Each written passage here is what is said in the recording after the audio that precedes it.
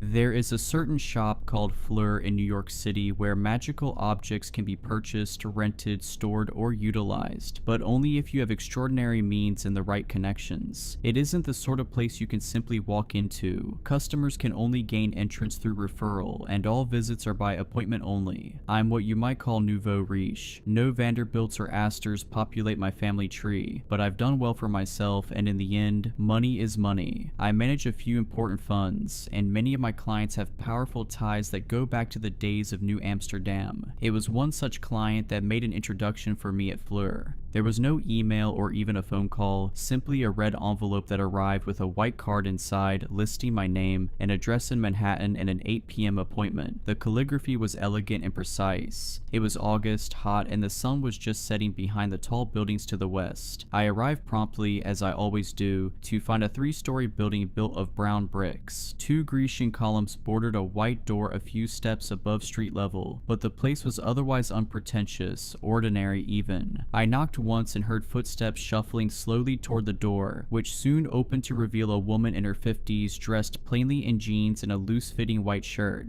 "You must be Tara," she said. "I'm Angie, the proprietress. Please follow me." I took a step inside, carefully closing the door behind me. Inside, the house was cozy and clean. I'd expected a crowded maze packed with objects. Instead, we passed an ordinary sitting room with threadbare couches and a kitchen with basic appliances and outdated tile countertops. "It's not what I expected," I said, knowing the words were rude even as they left my mouth. "When I was younger, I was vain," said Ina. She had a bit of a Midwest accent that made me want to discount anything she said. I had plenty of tools at my disposal, and I'd show up at that door glammed up to make men drool and women jealous. In the end, it brought me more trouble than joy. I should have listened to my father. He ran this place for decades before he handed me the keys. He always said it's best to hide in plain sight. Now, I see the wisdom in that. For a moment, something in the periphery of my vision flickered, and in Inga's place I glanced a much taller, thinner woman in a glittering evening gown. Her red hair shimmered like it had been woven with strands of tinsel and fell halfway down her back. Black and green tattoos snaked down her arms. The inks moved slowly beneath her skin. As I followed her into an austere office, the flicker went away and I saw the plain version of her again, smiling at me as if we now shared a secret.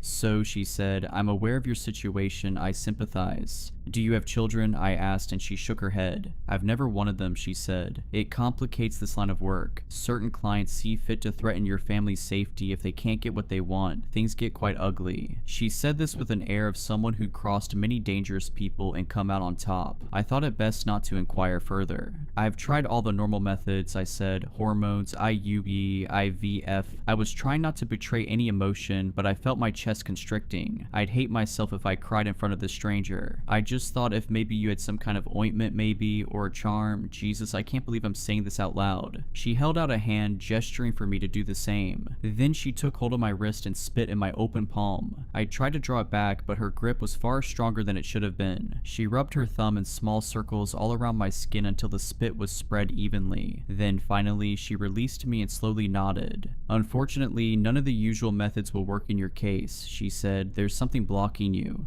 Blocking me? I tried not to sound too unduly skeptical. Like a diaphragm, I wanted to add, but I bit my tongue. "Yes, something powerful that even I can't quite see." Now I rolled my eyes. Of course. My lie meter was going into hyperdrive. I could almost sense that sales pitch coming. Of course I had a 1 in a million problem that would require a very expensive solution, right? "Sounds like you can't help me then," I said, standing. "No," she said, "you can help yourself, but only if you want it badly enough." I hesitated for a moment. I could always try the IVF again. A new method was being pioneered down at the Mayo Clinic. Something to do with treating the ovaries with stem cells maybe, but I could only imagine it ending in utter expensive failure. And then there was the other issue. Marlon, my boyfriend of 8 years, had thrown his hands up at the whole thing, frustrated at my tenacity, which he called obsession. A few days earlier, after our latest fight, he'd stormed out of the apartment without a word and hadn't responded to any of my texts since. "I can help you," she added. I sat down. "I want it more than you could possibly realize," I said. Many people who show up here believe that, she said. Some are correct, most aren't. She opened a door and rang a small bell. A few moments later, a thin red-headed man walked in carrying a roll of fabric over his shoulder. You don't need a salve to shock your womb into obedience, she said. You need a wish. Like from a genie, I said, almost laughing. You got Robin Williams' ghost in here? She smiled thinly as if humoring a child. There are such things as beings who can grant boons to humans, she said, but they don't live in lamps or rings, and they are closer to gods than to that blue monstrosity in Aladdin. She nodded to her companion who knelt and rolled out the fabric. It was a rug, I realized, or what may have passed for one long ago. The gray fabric was beaten and frayed, and black blocky images of antelopes had faded into almost nothing.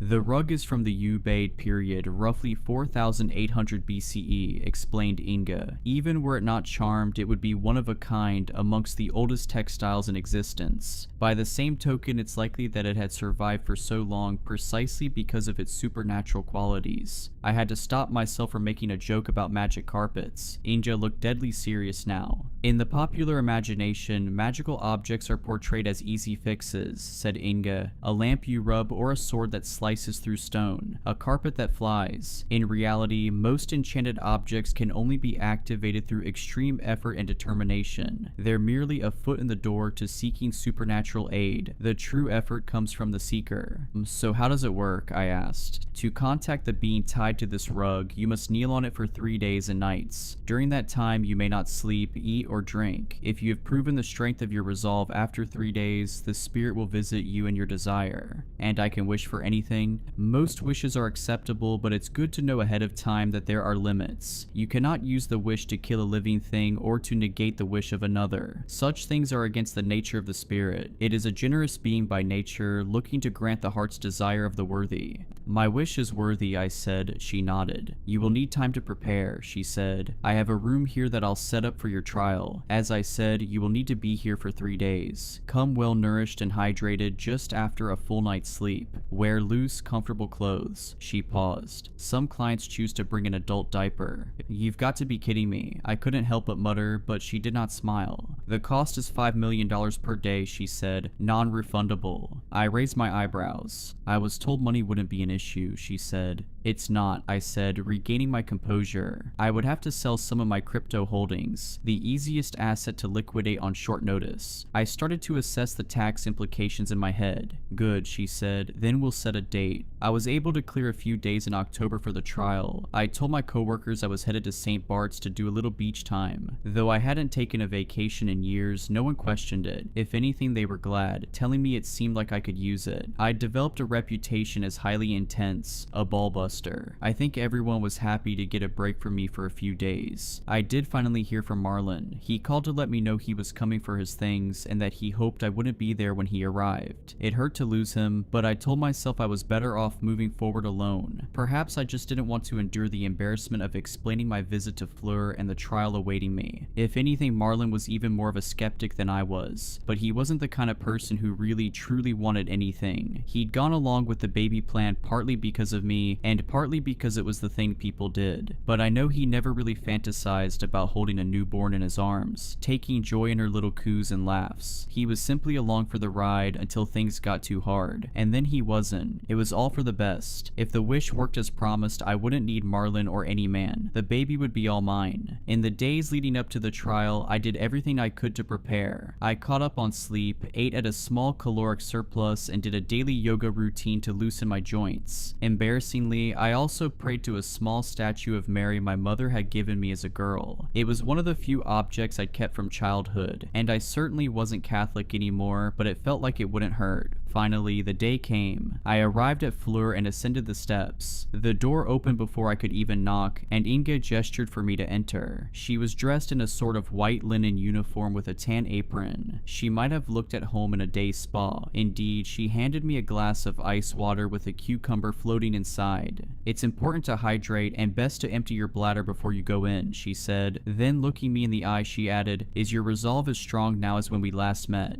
Stronger, I said honestly, and she nodded. I followed Inga up a winding staircase up to the 3rd level, where a narrow, dimly lit hallway opened to an array of doors. As we walked through the hall, it seemed I could hear groans coming from behind several of the door, strange muttering that sounded like prayer from others. Busy morning, I asked. My client's business is strictly confidential, she said. Should anyone come asking about you, I'd say the same. I wondered if it was all people kneeling on rugs behind every door. Surely not. Behind each door was a different object, a different aspiration. I had heard rumors of others who come here for help. A woman in her 50s who lay in a glass coffin that superheated her skin, crisping it like a Thanksgiving turkey's. The pain had been unimaginable, but after 2 hours when she emerged from the coffin, her skin was as taut as a 20-year-old's. Another friend had been asked to finger paint portrait after portrait of her dead lover in blood, until finally the 44th one began to move of its own volition and carried out a long and heartfelt conversation that left her happy for the first time in years. Understood, I said. Thank you. We reached a door near the end of the hall. She tapped the handle a few times in a kind of rhythmic sequence, then turned it slowly open. On the other side of the door was a barren room with no windows. 2 walls were of bare brick, the others were simple white, the paint chipping in places. At the center of the room stood the rug. It looked slightly more important now, set in the middle of the otherwise barren room, like an exhibit at a museum. I was struck by the feeling that I shouldn't touch it. Your trial begins as soon as you place your feet on the rug, said Inga. The spirit will expect you to kneel for the duration of your time here. A bit of stretching from time to time is acceptable, but under no circumstance are you to leave the rug. Should you wish to abandon the trial, simply walk to the door and knock thrice. No negative consequences will befall you, but you will still be expected to pay, and you will not be allowed to attempt the trial again. She paused for a moment.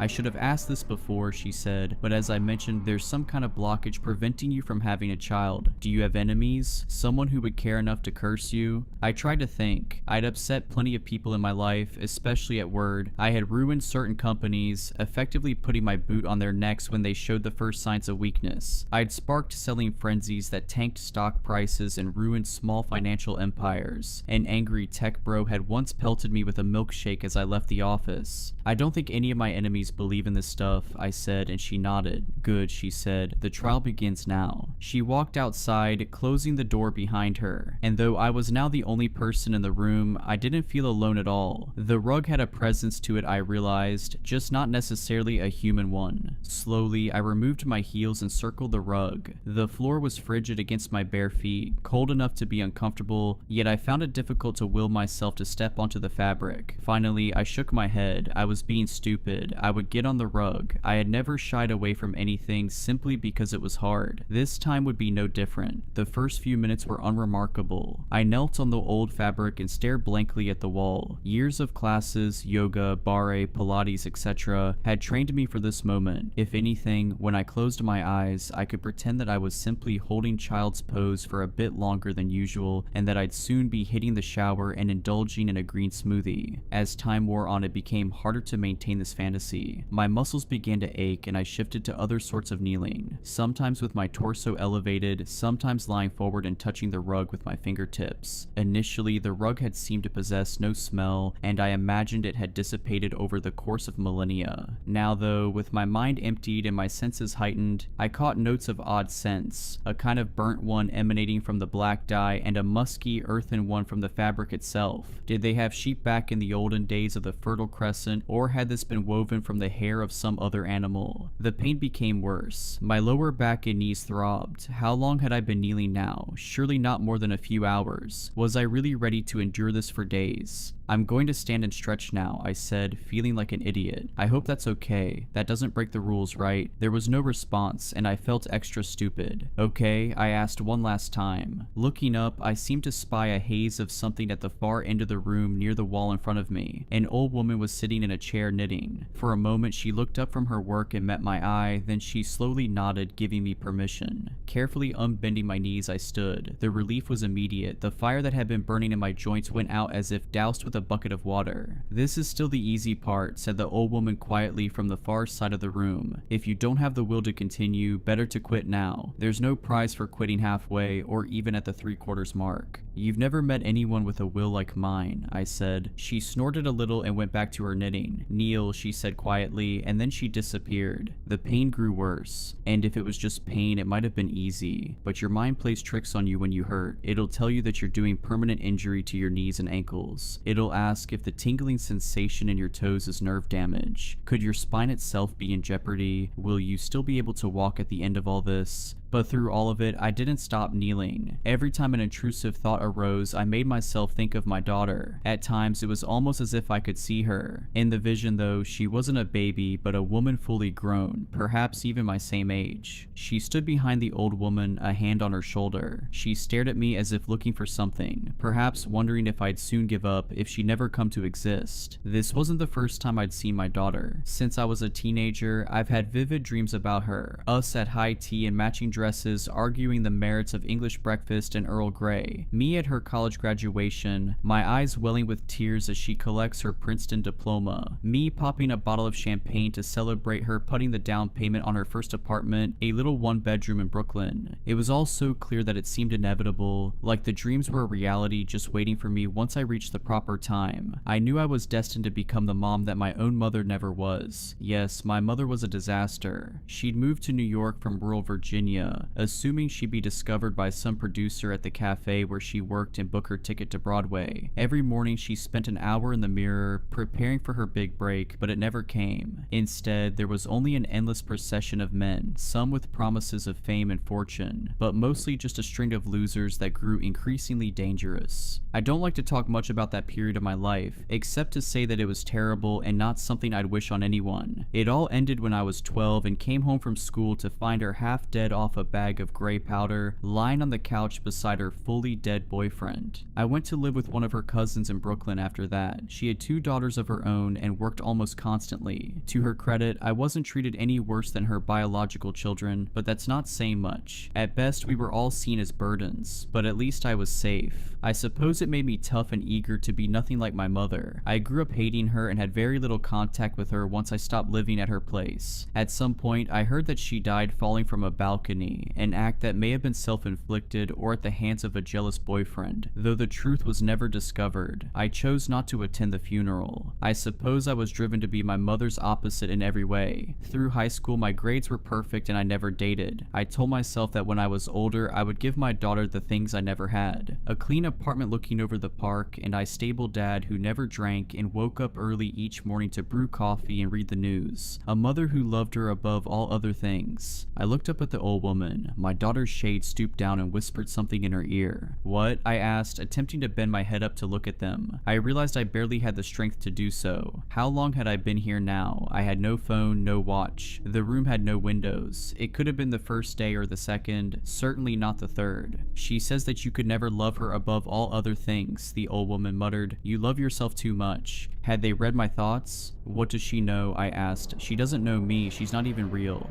My daughter crossed her arms and stared daggers. I should mention that not all of my dreams about my daughter had been good ones. There had been nightmares too. Me arriving home to find her, 16 and in bed with an older boyfriend. Me screaming and hitting her over and over again, shouting that she'd end up like my mom. And more like this. My daughter coming home with a B+ on a report card, or missing curfew by half an hour as a junior in high school. It always ended with me screaming, reminding her that a single step on the path to failure was one too many. I would wake from these dreams full of anger at her, incredulous that my imagined daughter could betray me in such a way. At some point, my right knee gave out. I wasn't sure if the joint had ruptured permanently or if it just needed some rest, but there was physically no way I could make it hold position. I collapsed face first onto the rug and looked up at the old woman as if to ask if this was acceptable. She nodded almost imperceptibly. At some point that I had soiled myself. Not quite sure what to do, I removed the stained pants and underwear and tossed them to the side of the room. Then, for whatever reason, I removed my shirt as well, throwing it after the others. I lay curled in a naked ball, looking weakly up at the old woman, who kept busy with her knitting. "How long?" I asked, but she didn't answer. Beside her, my daughter never took her eyes off me. She was smirking just a bit, reveling in my pain. She was the bad girl, the one I'd seen in my dreams. She would disobey me. I would come home from work to find her in a cloud of pot smoke listening to an old Nirvana album, and I would rip the buds from her ears and smash them underfoot over and over again until they were plastic dust. "Give up," she mouthed. And never, I tried to say, but my lips were chapped and bleeding and the words caught in my throat. I knew then that I would amend my wish. I would wish for a good daughter, not her, not the brat looking down at me from the old woman's side. I tried to give voice to these thoughts, to shout them at my daughter, and found I could not. For the first time I felt a pang of true fear. Not that I would give up, but that I would die here, naked on this rug, before I had a chance to make my wish. There had been no promise that I would live. How long could the body go without water? I would have drunk from a gutter or a horse trough were it in front of me. Anything. Shadows were dancing all around the room, a great revel, all ready to carry me off to somewhere dark and permanent. I knew I could make them go away. I could roll off the rug, crawl to the door, beg to be let out, but I would not. I would never relent. My daughter shook her head and, "See," she said, "she'll never bend." The old woman looked up at me and nodded, and I realized that the rug had extended now, growing longer. It reached all the way to the old woman, stretching out to her feet and upper legs, all the way to the needles in her lap that were knitting it longer and longer. She gestured for me to come closer, and I began to crawl, naked and chapped. My right knee fully numb, I dragged myself to her feet. "Tell me what you desire," she said softly, not meeting my eyes. "You know," I said, "you need to say it." "A daughter," I said, "my perfect daughter." She thought for a moment. "I'm sorry," she said, "I cannot help you, the rules are the rules." "What are you talking about?" I choked as I asked the question, my throat dry and painful. "Your wish cannot negate the wish of another," she said softly. "I don't understand," I said. What was she talking about? The woman held up the bits of yarns in her lap. They seemed to vibrate, the dancing threads throwing darkness on the wall like shadow puppets. In these shadows a vision formed. It was my daughter years in the future, my same age. She was here in this very room, kneeling on this very same rug. Time moved in fast motion as I watched her suffer just as I had. Her body breaking down, her mind drying into a husk as the lack of sleep and water broke it. But in the end, she too survived the trial. She too crawled to the old woman to make her wish. "I don't want to die," she said through chapped lips, "but I wish I was never born. Could you do that for me?" The old woman looked up at her curiously. "Perhaps. Why is this your wish?" "Because I have never been happy, not one day in my life," my daughter said, blinking away tears. "I had a mother who screamed at me for the slightest misstep. She demanded perfection, and I tried to give it to her. I gave her everything she wanted. I went to Yale, then Harvard Medical School. There's no better doctor in the city, but every day I come home and wish I'd die in my sleep. I haven't spoken to my mom in years, but I still hear her screaming. The second I start to feel happy, she's right there in my ear, telling me I don't deserve an ounce of joy in my life." The old woman nodded. "I can give you what you wish," she said. "Wait," said my daughter. "If you grant the wish, what happens?" The old woman gestured to the work in her lap. "It would be a bit of bother," she said. "I'd have to unravel this a bit." She gestured to the yarn in her lap, still attached to the rug. 38 years worth of work, back to the time of your conception. I'd nudge things just a little bit. A different baby would fill her belly.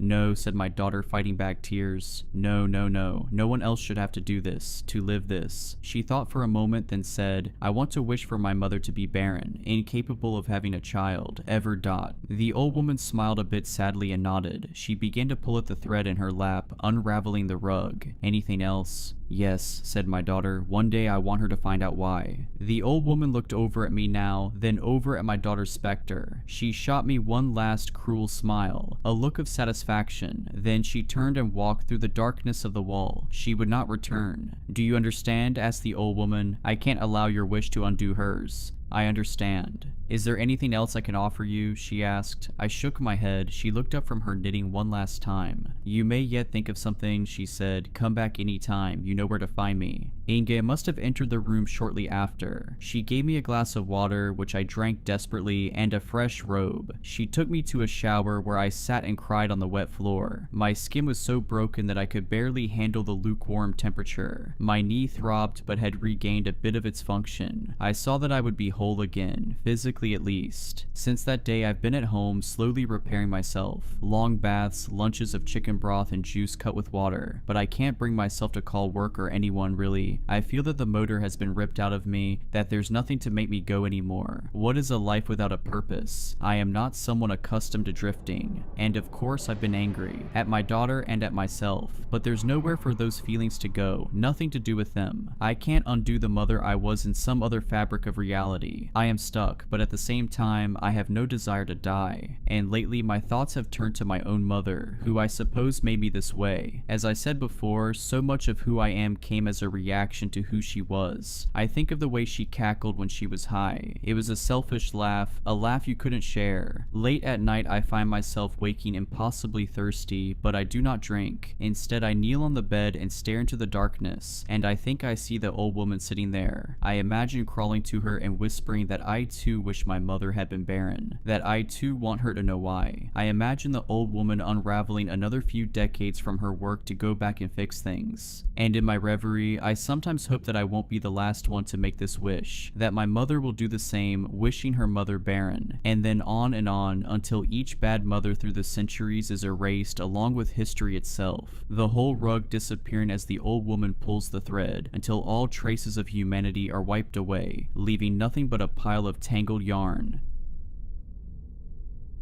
The first time I saw the 13th floor was just a few days ago, and I hope I will never see it again. It was a normal Monday, and I was exhausted after a long day of work. I work as a nurse at Westview Hospital, and my shifts were always draining, especially that day since I had to work a double. Finally, my shift ended and I hurried out the door. I appreciated not having to worry about parking in a city that was normally so busy. Living so close to work had its advantages. Westview was often still bustling at that hour, but tonight it felt eerily abandoned, as though the world had retreated into the shadows. My apartment building loomed ahead and I quickened my pace, anxious to get inside. I stepped into the lobby of Central Heights, passing by Ray the doorman and offering a polite nod to his wave. Normally, I would have stopped to chat, but I was too tired and was just looking forward to a bath, a stiff drink, and maybe a TV show before I collapsed into sleep. As I made my way toward the elevator, I was already scrolling through my phone for something to watch while waiting for the long ride to the 16th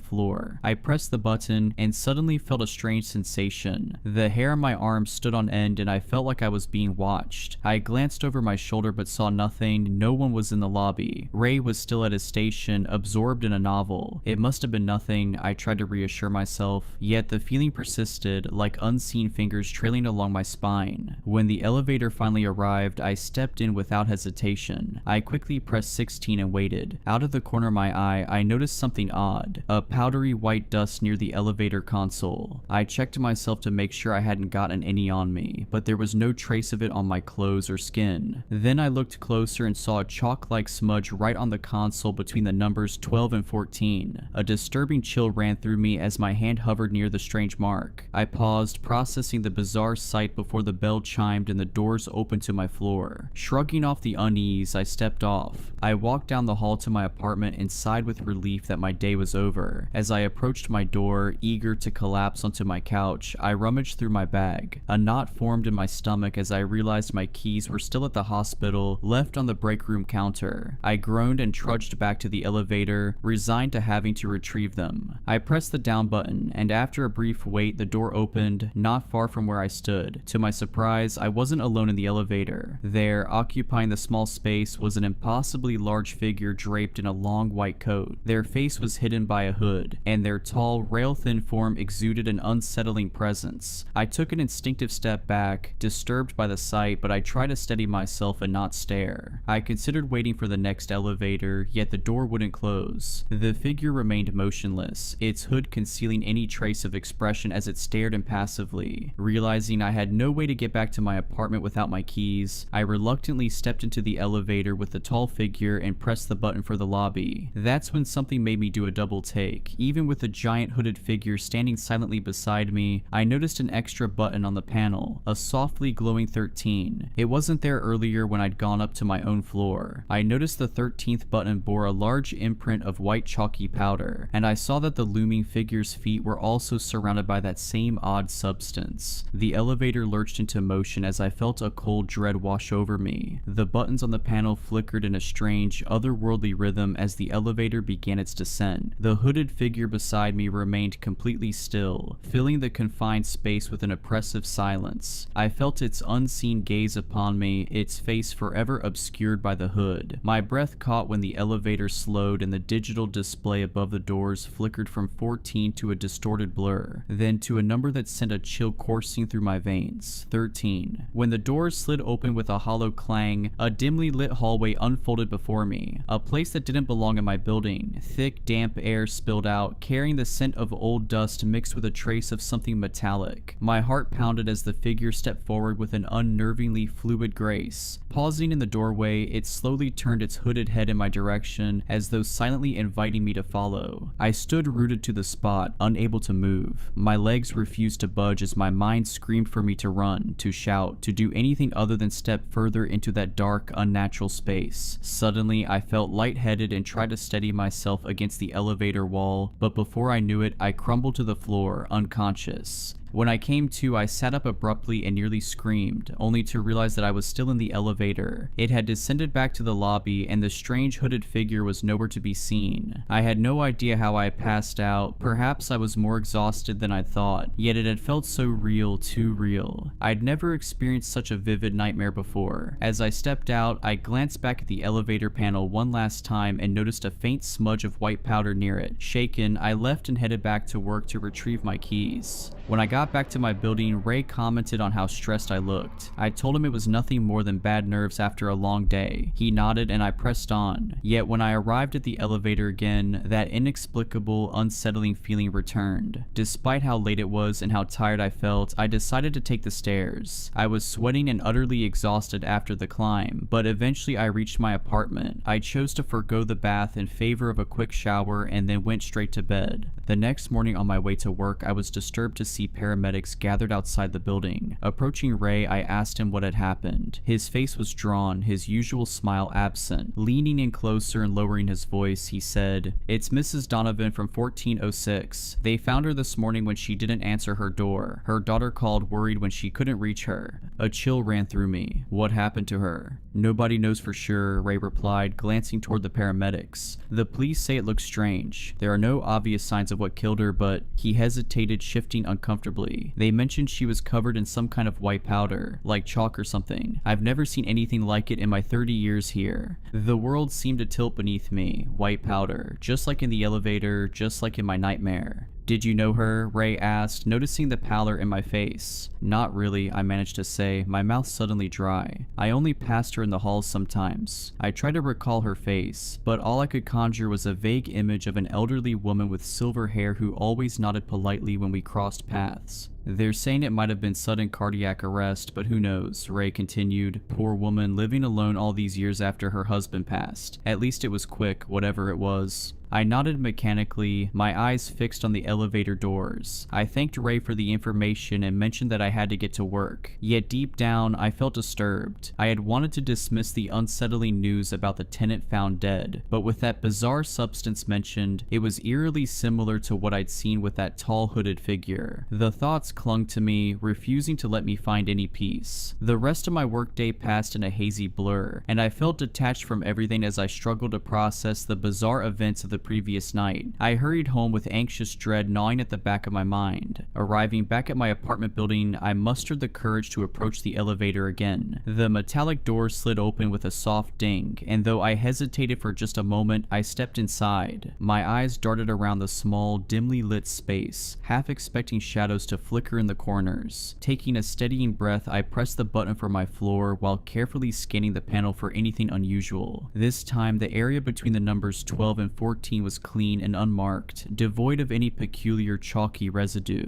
The elevator hummed quietly as it ascended, leaving only the sterile scent of metal and the gentle whir of machinery. I exhaled a sigh of relief at the return to normalcy and walked down the hall to my apartment. Just as I inserted my key into the lock, I heard footsteps approaching down the hall. "Oh hey, I thought that was you." I turned to see Chelsea Matthews, my neighbor from 1604, walking toward me with a reusable grocery bag slung over one arm. warm. Her dark curls were pulled back into a messy bun, and though her face attempted a smile, worry was etched in every line. "Hi, Chelsea," I greeted her with a forced smile. Chelsea glanced over her shoulder before stepping closer. "Did you hear about Mrs. Donovan?" she whispered, her voice tight. I nodded, still holding my key in the door. "Ray told me this morning. It's awful." "I can't stop thinking about it," Chelsea admitted, clutching her grocery bag closer to her chest. "I saw her just 2 days ago in the laundry room. She seemed perfectly fine, even talking about her granddaughter's ballet recital." A chill crept up my spine. "Did Ray mention the white powder they found?" Her eyes widened. "Yes. That's what's so strange. My sister works at the police station as a clerk, and she couldn't tell me much, but she said the investigators were baffled. It wasn't any kind of drug or poison they recognized, just this weird chalky substance all over her apartment." Her voice dropped even lower. "The medical examiner still hasn't determined a cause of death." My legs felt weak as I leaned against the doorframe. "That's disturbing." "There's something else," Chelsea confided, stepping even closer. "Mrs. Donovan mentioned something weird the last time I saw her. She talked about having nightmares of a tall figure in white visiting her at night." She shook her head. "I assumed it was just an old woman's imagination, you know, but now..." The key slipped from my fingers, clattering against the hardwood floor, making Chelsea jump. "Sorry," I mumbled as I bent to retrieve it with trembling hands. "Did she say anything else about this figure?"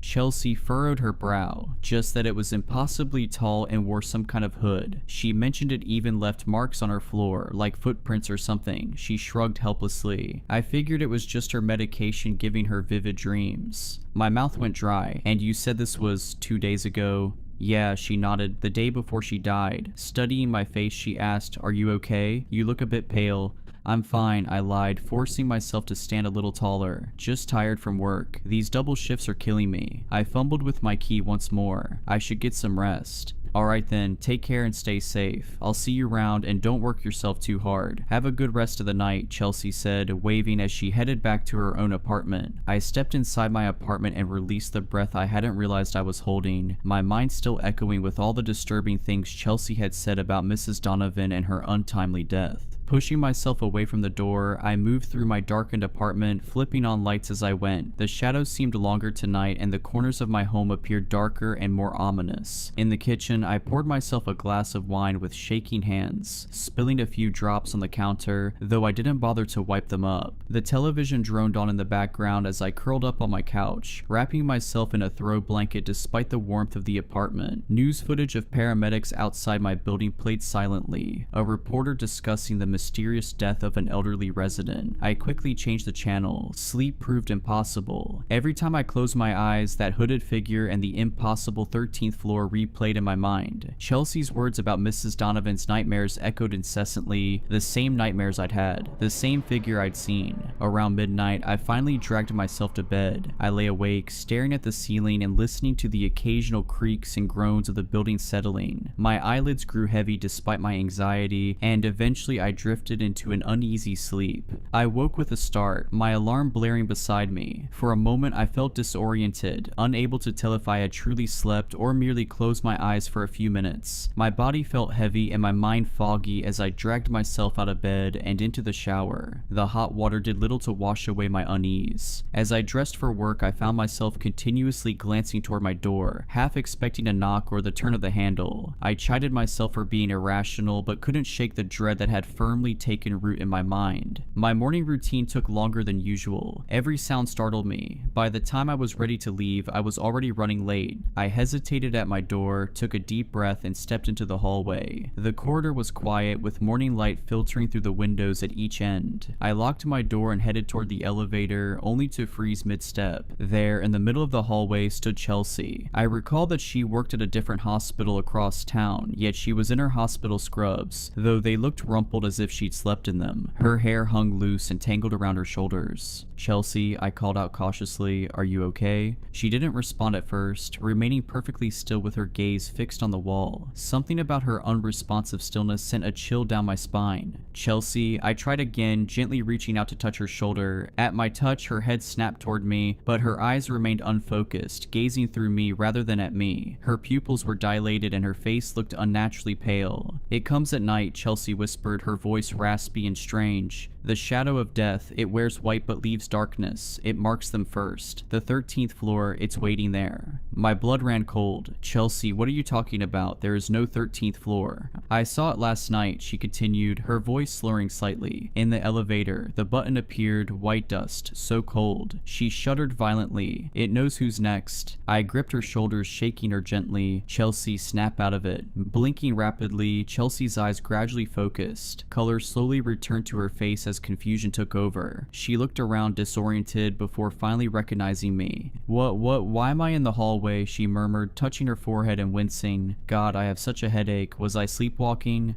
I'm not sure, I said uncertainly, my eyes still fixed on her face. You were just standing here talking about strange things. What things? She asked, frowning as she rubbed her temples. I hesitated before replying, about a shadow of death, and the 13th floor. Her eyes widened in disbelief. I don't remember any of that. Glancing at her watch, she gasped, oh God, I'm late. I need to get to work. She hurried toward the elevator, then paused and looked back at me with an embarrassed smile. Sorry about that. Must have been sleepwalking or something. Too many night shifts, you know. Before I could utter a word, Chelsea disappeared around the corner toward the elevator, and I stood frozen in the hallway, my mind racing. The coincidence was too overwhelming. Mrs. Donovan's experience, my own, and now Chelsea mentioning the same horrors. Later at work, I couldn't focus. Twice, I nearly administered the wrong medication to patients, catching myself just in time. Colleagues asked if I was feeling ill, noting my pallor and distracted state. I blamed it on lack of sleep, which wasn't entirely untrue. During my lunch break, I sat alone in the hospital cafeteria, picking at a salad that I had no appetite for. I pulled out my phone and searched for information about my building's history. Central Heights had been built in the 1970s and renovated in the early 2000s. Nothing unusual, a standard high-rise apartment building. I scrolled further until I stumbled across an old newspaper article about an architectural controversy during its construction. The original plans had included a 13th floor, but due to superstition, the developers had labeled it the 14th, skipping 13 altogether. What caught my attention was a small paragraph noting that the chief architect had either gone missing or died mysteriously before construction was completed. His body was never found either way. My hands trembled as I set down my phone. It couldn't be a mere coincidence. The rest of my shift dragged on endlessly. By the time I clocked out, darkness had fallen and a fine mist hung in the air, diffusing the streetlights into hazy orbs. I considered taking a different route home, maybe even staying at a hotel for the night, but the thought seemed ridiculous in the rational light of the hospital lobby. I pulled my coat tighter around me and stepped out into the night. The walk home felt longer than usual, each shadow making my heart skip a beat. When I finally reached my building, I noticed Ray was gone for the day, replaced by a night doorman whose name I couldn't recall and who barely looked up from his phone as I entered. I hesitated at the elevator and then decided to head for the stairs, unwilling to risk another encounter. However, when I reached the door to the stairwell, to my shock, it was locked. I turned around and tried to flag down the night doorman, but he had vanished. I looked around unsure of what to do next when suddenly the elevator doors opened. I stared at the vacant elevator, its fluorescent light flickering ever so slightly. The interior was pristine, no white powder, no mysterious buttons, no towering figure, just an ordinary elevator waiting patiently for a passenger. Rational thought urged me to step inside, especially since the stairwell was locked and I needed to get to my apartment, yet my feet remained rooted to the lobby floor, my body refusing the simple command to move. A soft chime sounded as the doors began to close. Acting on instinct, I lunged forward, thrusting my arm between the closing doors. They retracted immediately and I stepped inside, my heart hammering against my ribs. My finger hovered over the button panel. 16. I could just press 16 and go home. But then my eyes were drawn to the space between 12 and 14, the unmarked space where 13 should be. The doors closed behind me with a soft thud that, in my heightened state, sounded like the slam of a prison gate. I pressed 16 quickly, then backed into the corner, watching the numbers illuminate as the elevator began to ascend. Everything seemed normal at first, and as I ascended I tried to ignore the lingering feeling of dread. I watched the display numbers slowly increase. Then, to my horror, the elevator stopped. It had halted at 12, but the door wouldn't open. Then the number distorted and went blank, and I felt the elevator creeping up several more feet before stopping on a floor higher than the 12th. The door slid open and there it was. A hooded figure stood in the doorway, impossibly tall, its white coat hanging from skeletal shoulders. I pressed myself against the back wall of the elevator. My scream caught in my throat. White dust swirled around the figure's feet, drifting into the elevator like fog. "Please," I managed to whisper, though I wasn't sure what I was begging for. The hooded figure bent down and stepped into the elevator. With each step, a noxious cloud of chalky dust spread around it, and I covered my mouth in horror. It extended one impossibly long arm, the sleeve falling back to reveal a hand made entirely of bone, gleaming white in the dim light. It reached out with slow, deliberate motion. I shook my head, tears streaming down my face. "No," I said, my voice growing stronger. "I won't go with you." The figure tilted its hooded head as if puzzled by my refusal. It took a step forward. With every movement, white dust billowed, filling the cramped space with a fine mist that made me cough. A cold emanated from it, an otherworldly chill that penetrated my soul and froze my thoughts. Its hand moved toward the panel, paused, then withdrew as it stepped back into the opposite corner of the elevator. It stood motionless, waiting for the doors to close. I couldn't fathom why it had ignored me, seeming content to ride the elevator up to the 16th floor rather than drag me down into the sepulchral darkness of the 13th. The elevator rose without further incident, the floors passing by in terrible silence as I remained breathless and terrified alongside my monstrous companion. When we arrived at the 16th floor, the entity extended an arm as if bidding me to disembark first. Oddly polite, though still utterly horrifying. I took a nervous step forward, scared of moving, yet even more terrified of staying a moment longer with that skeletal nightmare. I crept past the looming figure and eventually broke into a mad sprint down the hall toward my apartment. I stole one last glance behind me. The thing was gone. Whatever it had been doing on that floor, I couldn't say, but I felt an urgent need to get inside and hide as quickly as possible. I made it to my door, my heart racing as I fumbled with my keys before throwing myself inside, quickly closing and locking the door before bolting to my bedroom. The night stretched on interminably as I huddled beneath my blanket, feeling both foolish and fearful. Part of me knew that the skeletal figure I dreaded wouldn't materialize in my bedroom or elsewhere in my apartment, yet another part couldn't shake the unsettling anticipation that it might. As the hours dragged by with no sign of the apparition, I hesitated, relieved yet still anxious, before finally succumbing to an uneasy sleep. That sleep, however, was short-lived. I awoke abruptly to a horrible scream that pierced the quiet night. Bolting upright, my heart pounding, I realized the scream wasn't part of a nightmare. It echoed through the hallway outside my apartment, followed by a heavy thud. I scrambled out of bed, fumbling for my phone as I debated whether to call 911 or hide in the bathroom. A strange compulsion drew me toward the door instead. I pressed my eye to the peephole, my breath fogging the small glass circle. At first I saw nothing, then movement caught my eye, a figure walking slowly toward the elevator. It was Chelsea. Her movements were unnervingly stiff, limbs jerking slightly with each step as if controlled by invisible strings. Her eyes were wide and vacant, staring straight ahead. Behind her loomed that same white-robed figure, impossibly tall, its skeletal frame nearly brushing the ceiling. One bone-white hand hovered inches from Chelsea's back, guiding her without actual contact. White dust billowed with each unearthly step, leaving a trail of chalky footprints on the carpet. "Chelsea," I whispered, my hand clutching the doorknob. I knew I should open the door, or scream, or do something, but my body refused to move. Chelsea and the figure reached the elevator. The door slid open without either of them pressing a button, revealing an inky darkness. As they stepped inside, Chelsea's head turned slowly, mechanically, toward my apartment. Even through the peephole, I could see that her eyes were completely white now, dusted with the same chalky substance trailing behind the hooded figure. Our gazes locked for one terrifying moment before her face went slack again, and she and the figure stepped into the elevator. The doors closed with a soft chime that seemed disturbingly ordinary amid the horror. I stumbled backward from the door, my legs giving out as I collapsed onto the floor, my breath coming in short, painful gasps. Chelsea, the figure, was taking her to the 13th floor, just as it had tried to take me. Images of Mrs. Donovan's death flashed through my mind, found covered in white powder, dead without explanation. I knew I had to do something. I had to help Chelsea. With trembling hands, I dialed 911, but the call wouldn't connect. My phone showed full service, yet the call failed repeatedly. Frustrated, I tossed the useless device onto the couch and scrambled to my feet, pulling on a sweatshirt over my pajamas and shoving my feet into sneakers. The rational part of me screamed that I should stay inside, lock the door, and wait until morning, but Chelsea was my neighbor and I had to try and do something. I grabbed a kitchen knife, fully aware that it would be useless against whatever that thing was, yet clinging to the faint feeling of of security it provided. I flung open the door and stepped out into the hallway, my heart hammering against my ribs. The corridor was empty now, but a ghostly trail of white powder led me to the elevator. Clutching the knife in my sweaty hand, I followed the shimmering, luminescent powder on the carpet. When I reached the elevator, I saw the doors still closed and the indicator light paused between floors. My finger hovered over the call button. Was I really doing this? Was I truly going to follow that thing to wherever it had taken Chelsea? Before I could decide, the indicator light began to move again. The elevator was coming back up. I ducked behind a decorative plant in the corner, crouching low as the elevator chimed its arrival. The door slid open, revealing an empty car. No sign of Chelsea or the figure, just more of that white powder dusting the floor. I approached slowly, knife extended before me. The elevator's interior had a thicker layer of the powder, swirling gently as if disturbed by an unseen breeze. Something compelled me forward, not curiosity, but a desperate need to find Chelsea and rescue her from whatever fate had befallen Mrs. Donovan. I stepped inside, my shoes leaving prints in the dust. The doors closed behind me and I realized I hadn't pressed a button. The panel remained dark. No, I whispered to myself. I was too late. The only trace left was the eerie powder shaped like a skeletal finger pressed on the section between the 12 and 14 buttons. I stepped off that horrific elevator and walked numbly back to my apartment, praying that all of this was just a terrible dream. The next day, my greatest fears were confirmed. I rushed downstairs as quickly as I could, and upon emerging in the lobby, I saw the police and paramedics gathered outside the building. My heart sank. Ray was back at his post, and noticing my horrified expression as I appeared in the lobby, he confirmed the truth I had been dreading. With an ashen face, he said in a low voice, "Found her in the hallway this morning, just like Mrs. Donovan, no signs of a struggle, no obvious cause." Leaning closer and glancing around the empty lobby, he added, "And that same white powder all over her. The police are saying it might be some kind of toxic substance in the building. They're bringing in specialists today." I gripped the edge of Ray's desk to steady myself. "Are you alright?" he asked, concern deepening the lines on his weathered face. "You look a bit shaken." "I'm fine," I lied, the words tasting like ash in my mouth. "Just shocked. I talked to her yesterday. She seemed fine." Ray nodded solemnly. "They're saying it might be some kind of chemical hazard. Management's called an emergency meeting tonight. They are trying not to freak people out." He hesitated, then added quietly, "Between you and me, I've been working here for 16 years. I've never seen anything like this. 2 people in 1 week, under the same mysterious circumstances. Has anyone else reported anything unusual?" I asked in a barely audible whisper. "Anything about the building, the elevator?" Ray's expression shifted subtly. "Funny you should ask. Mrs. Henderson from 1214 mentioned something about the elevator stopping on a floor that doesn't exist." He shook his head. "I told her she must have pressed the wrong button or imagined it. You know, 13th floor superstition gets to people. This building is old enough to have its quirks." I nodded mechanically. Someone else had seen it. I wasn't losing my mind. "Ray," I said carefully, "have you ever noticed anything strange about the elevator, white powder maybe, or unusual people using it late at night?" Ray's eyes sharpened as he studied me. "Why do you ask?"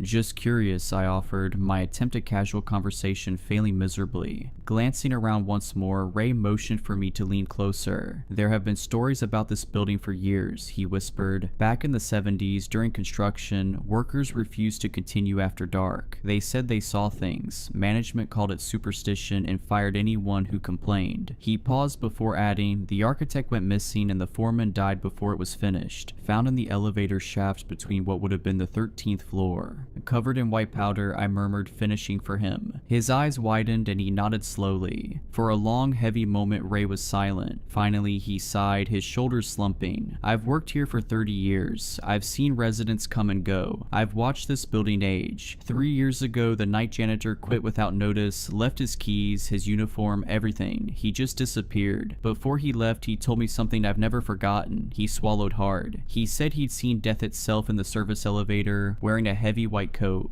A chill ran down my spine. "And did you believe him?" "I didn't," Ray admitted. "I thought he was hitting the bottle too hard. But then," he trailed off, glancing toward the bank of elevators, "I've seen things too. Glimpses, shadows where there shouldn't be shadows." "Why haven't you left?" I asked quietly. Ray's expression hardened. "This is my home. It has been for a long time. Whatever's happening, I'm not letting it chase me away." He straightened, returning to his professional demeanor. "You should be careful. Maybe stay with family for a few days until they figure out what's going on." I nodded nodded, though I knew no investigation would uncover the truth. What was happening defied all rational explanation. "Thank you, Ray," I said, turning toward the door. "I'll be careful." I briefly considered taking the day off from work, but I decided against it since I figured I could use the distraction to ignore the insanity swirling around me there. At the busy hospital, I almost forgot the horrors of the night before, but as my shift ended, the dread of returning home settled over me. I lingered for a while, making small talk with colleagues who were just starting their shifts, anything to delay the inevitable. Outside, twilight had fallen. The streets were quieter than usual, or perhaps it only seemed so to me as each echoing footstep counted down the moments until I got back to my home. Central Heights loomed ahead, its windows lit against the darkening sky. How many residents had no idea what lurked between the floors? How many came and went, oblivious to the horror stalking the hallways at night? As I approached the entrance, I noticed a small crowd gathered outside. Police tape cordoned off part of the sidewalk, and officers were speaking with some residents. An ambulance idled nearby, lights off but doors open. "What's happening?" I asked a pale-faced woman hovering at the edge of the crowd. The woman turned and said in a shaky tone, "Another one. Mrs. Henderson from 1214. Found her in the stairwell about an hour ago." My blood ran cold. Mrs. Henderson, the same woman Ray had mentioned who'd seen the 13th floor. My legs nearly gave way. "White powder?" I asked, already dreading the answer. She nodded. "That's what they're saying. Just like the others, 3 deaths in 1 week. People are talking about moving out."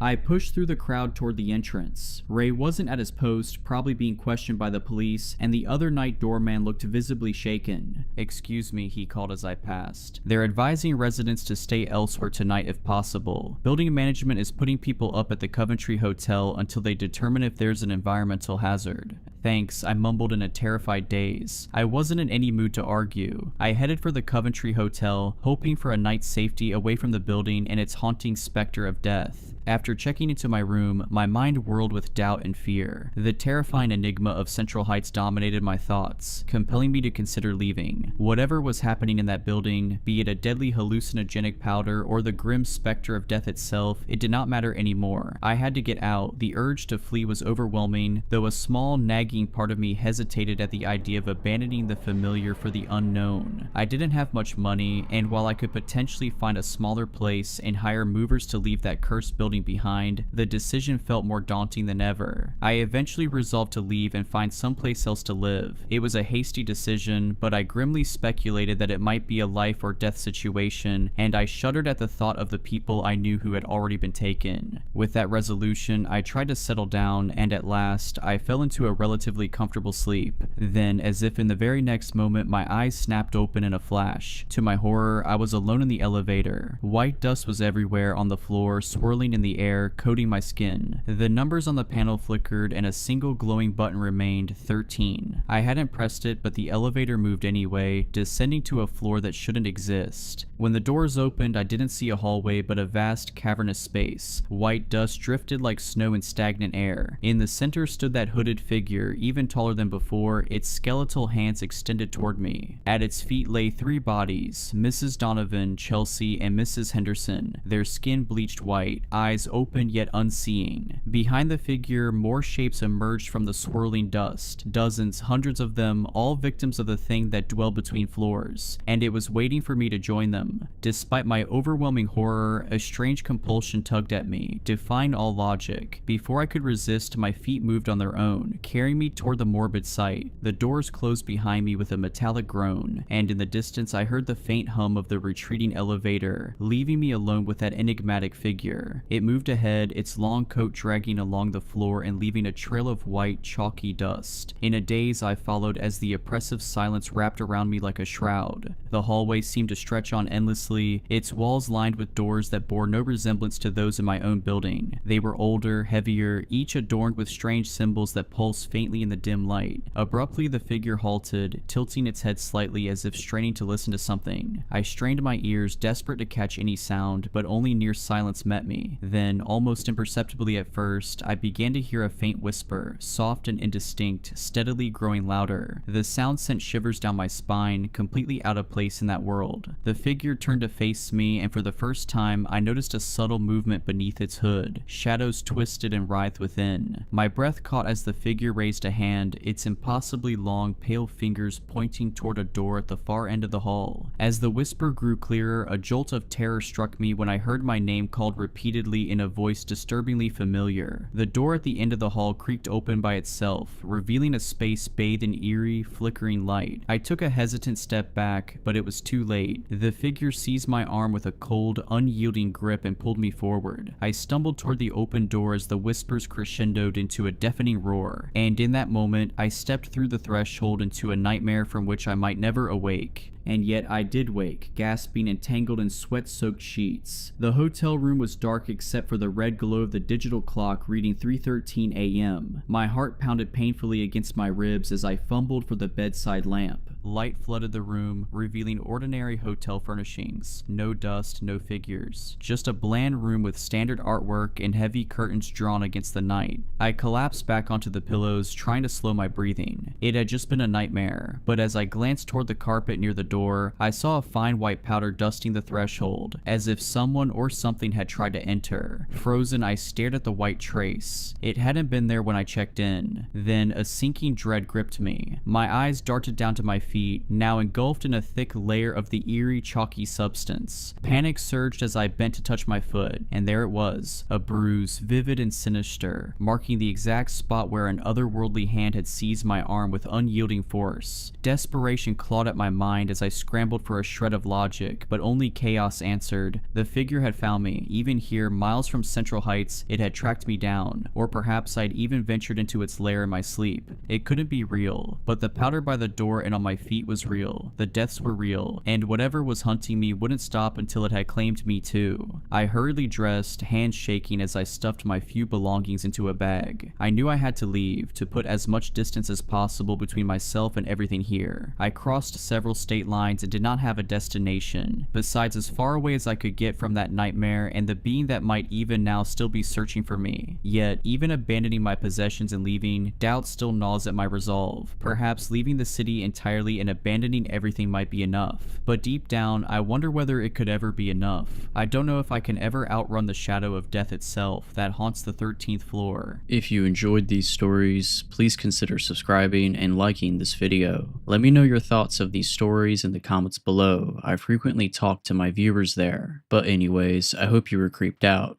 Just kidding. Stay safe.